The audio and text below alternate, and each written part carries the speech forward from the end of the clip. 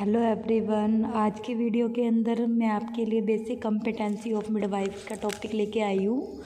Basic competency of midwife का मतलब क्या है कि जो बेसिक मतलब कि जो भी आधारित कॉम्पिटेंसी मतलब कि नॉलेज ऑफ ए मिडवाइफ, यानी कि ऑफ मतलब कि ए मिडवाइफ, यानी कि एक मिडवाइफ है तो उसके लिए जो बेसिक नॉलेज है वो क्या क्या होनी चाहिए और वो होती क्या है। आज हमने इस टॉपिक के बारे में पढ़ना है, जो कि जीएनएम सिलेबस के अंदर टॉपिक दे रखा है, छोटा सा एएनएम के लिए भी और बीएससी एमएससी के लिए भी।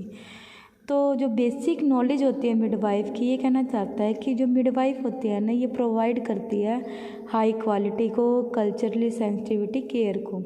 मतलब कि जो मिडवाइफ होती है ये ना ज़्यादा मात्रा के अंदर ज़्यादा क्वालिटी को प्रदान करती है, कल्चरली सेंसिटिव केयर को प्रदान करती है। तो आईसीएम के अकॉर्डिंग ये कहना चाहता है कि आईसीएम की फुल फॉर्म के इंटरनेशनल कॉन्फेडरेशन मिडवाइफ, यानी कि आईसीएम के अंदर जो भी global leadership to define essential content for competency based midwife education. मतलब कि ये कहना चाहता है कि जो भी ग्लोबल लीडरशिप है वो एसेंशियल कंटेंट, जो भी ज़रूरी कंटेंट है या जो भी ज़रूरी बातें हैं नॉलेज बेस्ड मिडवाइफरी एजुकेशन के लिए, उसको डिफ़ाइन करता है। ठीक है, मतलब कि ये कहना चाहता है कि जो ग्लोबल लीडरशिप है, जो यानी कि पूरे होल के अंदर जो भी लीडरशिप के मेंबर हैं या लीडरशिप हैं, वो क्या दर्शाती हैं, जो कि बेसिक जो भी मिडवाइफरी एजुकेशन बेस या मिडवाइफरी एजुकेशन आधारित नॉलेज के ज़रूरी कंटेंट को बताती हैं, डिफ़ाइन करते हैं, जो कि अनेबल होते हैं graduate acquire the competency for quality midwife practice. मतलब कि जो भी नॉलेज होती है क्वालिटी मिडवाइफ प्रैक्टिस के लिए, उसको एक्वायर करने के लिए जो ग्रेजुएट अनेबल होते हैं। मतलब कि आईसीएम बातें बताता है कि ये जो नॉलेज है मिडवाइफ एजुकेशन के लिए ज़रूरी है, यानी कि ये जो बातें हैं जो ये आगे बताएगा कि मिडवाइफ एजुकेशन या मिडवाइफ प्रैक्टिस के लिए ज़रूरी है। तो बेसिक कॉम्पिटेंसी यानी कि जो बेसिक नॉलेज है, तो ये कहना चाहता है कि जो भी एजुकेशन और प्रैक्टिस के लिए जो भी कंसीडर्ड, यानी कि जो भी सारा सार है इसका, वो सारे मिडवाइफ आईसीएम की नीड को यानी कि इंटरनेशनल डेफिनेशन से जाकर मिलते हैं। मतलब कि जो भी बेसिक नॉलेज होती है या बेसिक जो भी बातें होती हैं मिडवाइफरी एजुकेशन के लिए प्रैक्टिस के लिए, वो सारी आईसीएम डेफिनेशन से मीट करती हैं, मिलती हैं। तो एडिशनल कॉम्पिटेंसी में ये कहना चाहता है कि एडिशनल जो यानी कि जो इसके अलावा जो नॉलेज होनी चाहिए, पहली नॉलेज तो ये होनी चाहिए कोई भी मिडवाइफ है वो इलेक्ट होनी चाहिए engage in broader scope of practice के अंदर। मतलब कि बड़े पैमाने पर जो भी मिडवाइफरी की स्कोप की प्रैक्टिस है उससे जुड़ी हुई होनी चाहिए। दूसरी कॉम्पिटेंसी, दूसरी नॉलेज ये बताता है कि मिडवाइफ के लिए अलग अलग स्किल में डिफरेंस, जो भी मैटरनल और नियोनेट, ठीक है, इसके अलग अलग स्किल के अंदर आउटकम की रिक्वायरमेंट होनी चाहिए।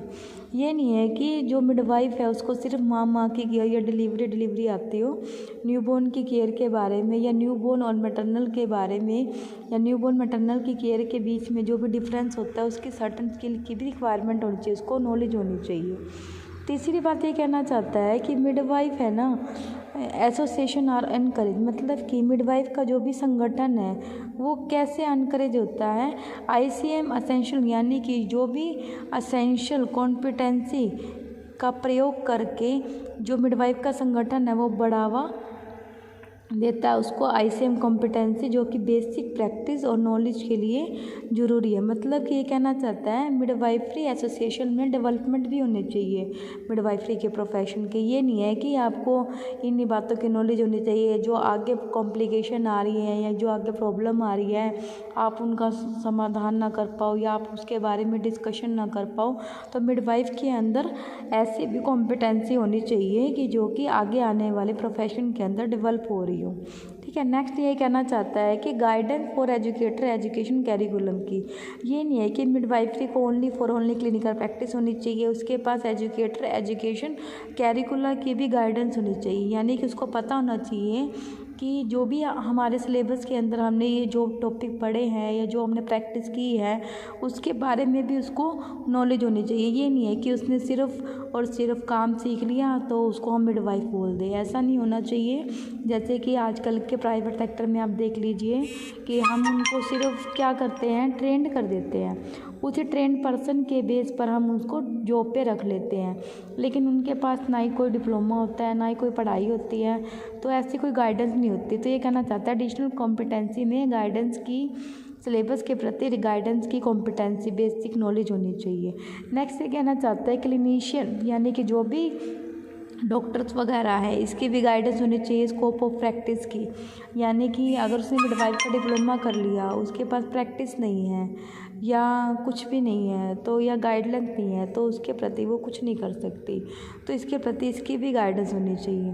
कहता है गाइडेंस और किसकी गाइडेंस होनी चाहिए, रेगुलेटर की, क्रेडेनियल और स्कोप की, मतलब कि मिडवाइफ एक ऐसा गाइडर होना चाहिए जो कि अपने प्रैक्टिस को रेगुलेट कर सके, उसके ऊपर कंट्रोल कर सके, उसका परिचय दे सके, उसके बारे में बता सके, उसके फ्यूचर के अंदर उसकी प्रैक्टिस के बारे में बता सके, ऐसा होना चाहिए। ये नहीं है कि आपको उसकी चीज़ की नॉलेज होनी चाहिए, जैसे कि न्यूबॉर्न केयर है या न्यूबॉर्न में या जो भी डिसीज़ आ रही है, जो भी कॉम्प्लिकेशंस आ रही हैं, उसको उसके बारे में पता होना चाहिए। ये नहीं है कि जैसे कि पुराने ज़माने में हम क्या करते थे या पुराने टाइम में हम क्या करते थे, जो दाई का जो कोर्स होता था वो सिखा देते थे, उनको एक डिप्लोमा दे देते थे, उसी को हम मिडवाइफ कह देते। लेकिन आज के टाइम में क्या है, उसकी नॉलेज को हमने एक्सपेंड किया है, बॉडी ऑफ नॉलेज को हमने बढ़ाया है, रिसर्च को हमने बढ़ाया है, तो ये चीज़ें हमने ऐड की हैं। तो इसके प्रति इसके अंदर रेगुलेटर और उसके परिचय देने के लिए उसकी स्कोप की नॉलेज होनी चाहिए। नेक्स्ट उसके अंदर पॉलिसी एडवोकेसी होनी चाहिए,